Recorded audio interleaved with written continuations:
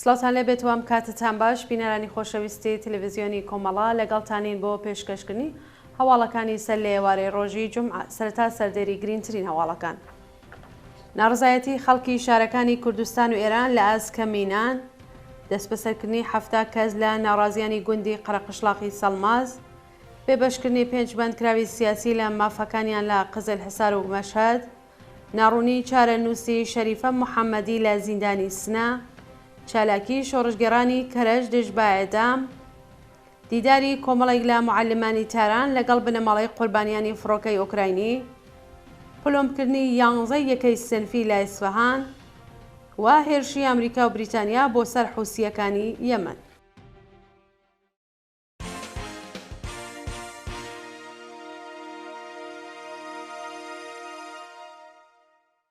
درێژە هەواڵەکان. ناڕزایەتی خەڵکی شارەکانی کوردستان و ئێران لە ئاسکە مینان بەپێی هەواڵی گەیشت و ئیتحادیەی نانەوەخانەکانی کوردستان و ئێران بە خاوەن نانەوەخانەکانیان وتووە کە نابێت بەبێ کارتی ملی نان بە کەس بفرۆشن و کەس بۆی نییە زیاتر لە 4 بۆ 15 نان وەربگرێت.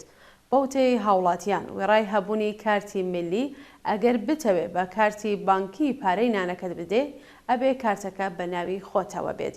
هەروە هەندێک لا نانەوەخانەکان زیاتر لە 4 نان بە کەس نافرۆشن و بەشێکیان لە 15 دانە و ژمارێکی دیکە 8 بۆ 10 نان زیاتر بە خەڵک نادەن.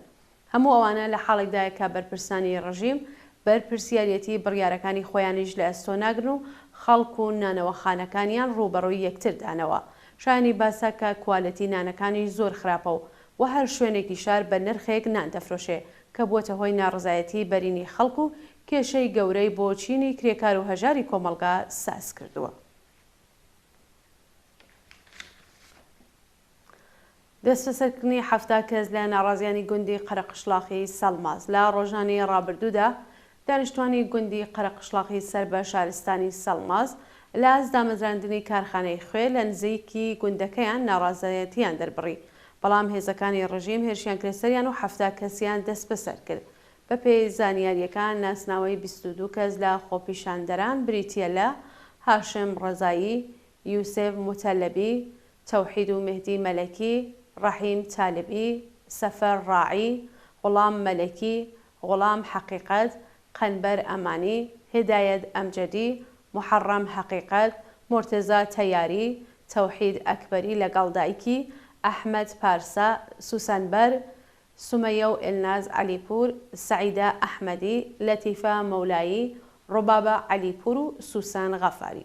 شایانی باسە کە هیچ زانیاریەک لەسەر شوێنی ڕاگیرانی ناڕازیان لە بەردەستانی و بنەماڵەکانیان نیگەرانی چارەنووسیان.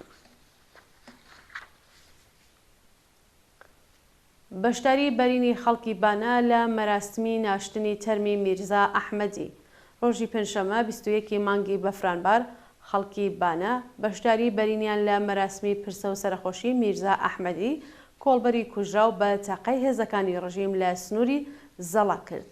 میرزا ئەحمەدی تەمەن 43 ساڵ خەڵکی گوندی ئەنجینە و باوکی 2 منداڵ بەناوەکانی شوانە و شینە ڕۆژی چوارشەمە 20 بەفرانباری 1402 بە تەقەی ڕاستەوخۆی هێزەکانی ڕژیم لە سنووری زەڵای بانە گیانی بەخت کرد.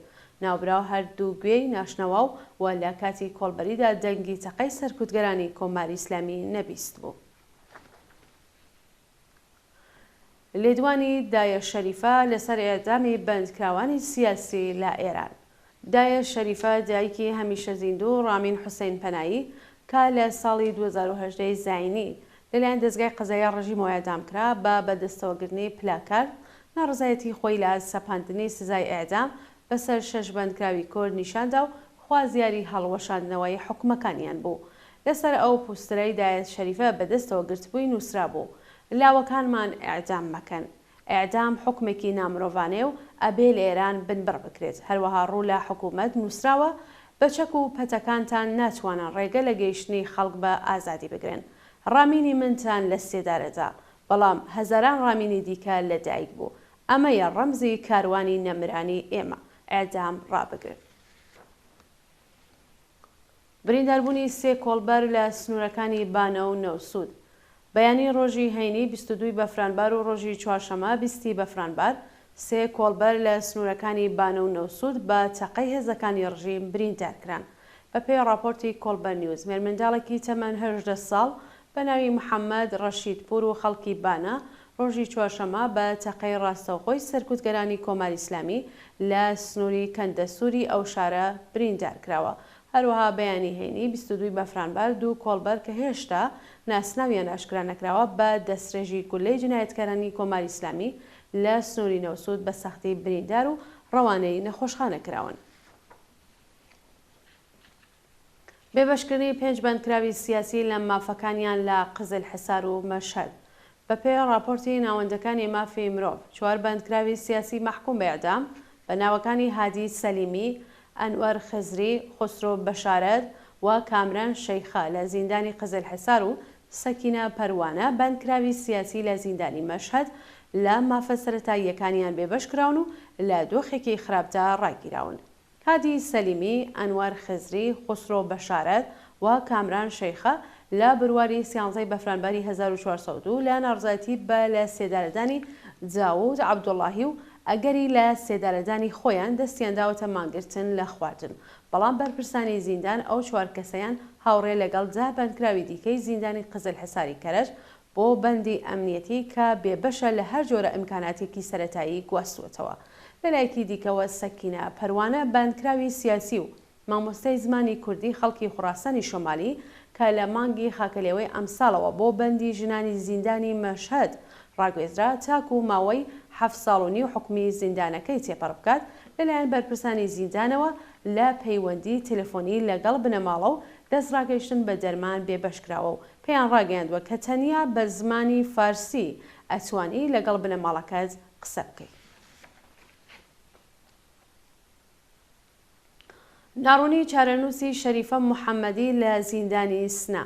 شەریفە محەممەدی چالاکی کرێکاری خەڵکی شاری ڕەشت 37 ڕۆژ لەمەوبەر لەلایەن هێزە ئەمنیەکانەوە دەست بەسەر و بۆ زیندانی ناوەندی سنە گوازرایەوە. بەوتەی سیروز فەتاحی هاوسەری شەریفە محەممەدی ئەم هاوڵاتیە ڕۆژی سێشەمە ئەم هەفتەیە دوای مانگێک بەندکران پەیوەندیەکی زۆر کورتی تەلەفۆنی لەگەڵ کوڕەکەیدا هەبووە. شەریفە محەممەدی ڕۆژی 14 سەرماوەز لە هێرشی دارەی تڵعات بۆ سەر ماڵەکەی لە شاری ڕەشت دەست بەسەر کرا. ئەم چالاکە کرێکاریە بە ئامانجی کوشاری دەرونی زیاتر لە بەندیخانەی لاکانی ڕەشتەوە بۆ زیندانی ناوەندی سنە گواسترایەوە تا ئێستاش چارەنووسی ناڕوونە.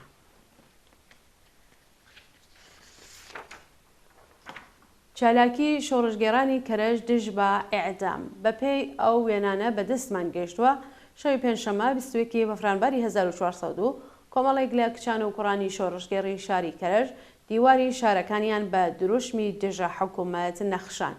بە پێی ئەو راپۆرتە کچان و کوڕانی ئازادیخواز و بەرابەری تەڵەبی کەرەج با بڵاوکردنەوەی تراکت ناڕزایەتی خۆیان لە سەپاندنی سزای زیندان بەسەر ڕەزا ڕەسایی، مجاهد کورکور، پژمان فاتحی، وەفا ئازەربار، محسن مەزلوم و محەممەد فەرامەرزی نیشان داوە. چالاکوانان هەروەها دیواری شارەکانیان بە دروشمی ئێعدام مەکەن و نا بۆ ئێعدام نەخشاندووە. دیداری کۆمەڵێک لە معلمانی تەران لەگەڵ بنەماڵەی قوربانیانی فڕۆکەی ئوکراینی. ڕۆژی پێنجشەمە 21 بەفرانبار کۆمەڵێک لە معلمان و خانشینکراوانی فەرهەنگی تاران لەگەڵ بنەماڵەی قوربانیانی هێرشی تروریستی سوپای پاسداران بۆ سەر فڕۆکەی ئوکراینی دیداریان کرد. لەو دیدارەدا چالاکانی سنفی فەرهەنگیانی ئێران وێڕای هاوخەمی لەگەڵ بنەماڵەی قوربانیان جنایەتەکانی کۆماری ئیسلامیان مەحکوم کرد و خوازیاری محاکمەی تاوانبارانی ئەو هێرشە تروریستی بوون. شایانی باسە کە لە ڕۆژانی ڕابردوو مەراسمی 4مین ساڵوەگەڕی کوژرانی 176 سەرنشینی فڕۆکەی ئوکراینی بە موشەکەکانی سوپای پاسداران بە بەشداری بنەماڵەی دادخوازان و خەڵکی ئازادیخوازی ساران بەڕێوەچوو. بریندارکردنی شارۆمەندێکی بەلوچ و دەست بەسەرکردنی لە ئیران شار. بە پێی راپۆرتی حالوەش ڕۆژی چوارشەمە 20 بەفرانبار هێزەکانی کەڵانتەری 13 ئیران شار ڕاستەوخۆ تەقەیان لە ئۆتۆمبیلی شارۆمەندێکی بەلوچ کردووە و شۆفرەکەیان بە برینداری دەست بەسەر کردووە. بە پێی ئەو راپۆرتە هێزەکانی کەڵانتەری 13 ئیران شار لە شەقامی کارگەری ئەو شارە بە دووی ئۆتۆمبیلی هاوڵاتێکی بەلوچ بە ناوی مەسعود جەمشید زەهیدا کەوتون. پاش دەستڕێژی گولە بۆ سەر ئۆتۆمبیلی ئەو هاوڵاتیە و بریندارکردنی ناوبراویان دەست بەسەر و بۆ شوێنێکی نادیار گواستوێتەوە. پلۆمکردنی 11 یەکەی سنفی لە ئیسفەهان. سەرۆکی ناوەندی زانیاری فەرماندەی ئینتیزامی ئیسفەهان ڕۆژی پێنجشەمە 21 بەفرانبار ڕایگەیاند 11 یەکەی سنفیان بە بیانووی فرۆشتنی جلوبەرگی نەشیا و پلۆم کردووە. ئەو بەرپرسەی ڕژیم هەروەها جەختی لەوە کردووە کە هەر دوکانێکی فرۆشتنی جلوبەر پوشاکی ناشەرعی بفرۆشێت ڕوبەڕووی سزای سەخت دەبێتەوە. هەروەها چاودێری زۆرتری بازار و کۆمەڵە بازرگانیەکان دەستی پێکرۆ تا بە ئەمڕۆ زیاتر لە 200 یەکەی سنفیان پشکێنراوە. هۆشداری دراوەتە 500 یەکەی سنفی و 100 کەسیش ئامۆژگاری کراوە.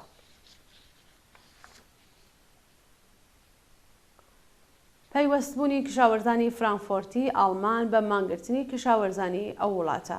ڕۆژی پێنجشەمە 21 بەفرانباری 1402 سەدان کشاوەرزی ئاڵمانی لا ناڕزایەتی بە زیادکردنی باج و کەمکردنەوەی یارانەکانی دەوڵەت لەگەڵ تراکتۆرەکانیان لە ناوەندی شاری فرانکفۆرت مانیان کرد. بەپێی راپۆرتەکان دەوڵەتی ئاڵمان بە مەبەستی پاشەکەوت لە خەرجیەکان یارانەی بەشی کشاوەرزی تا ڕادێکی بەرچاو کەم کردووە.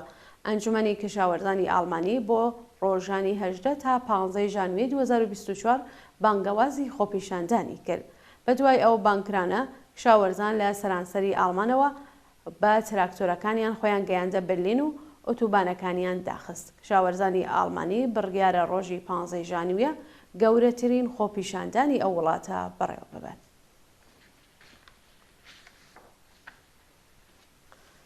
دواهەواڵمان سەبارەتە بە هێرشی ئەمریکا و بریتانیا بۆ سەر حوسیەکانی یەمەن.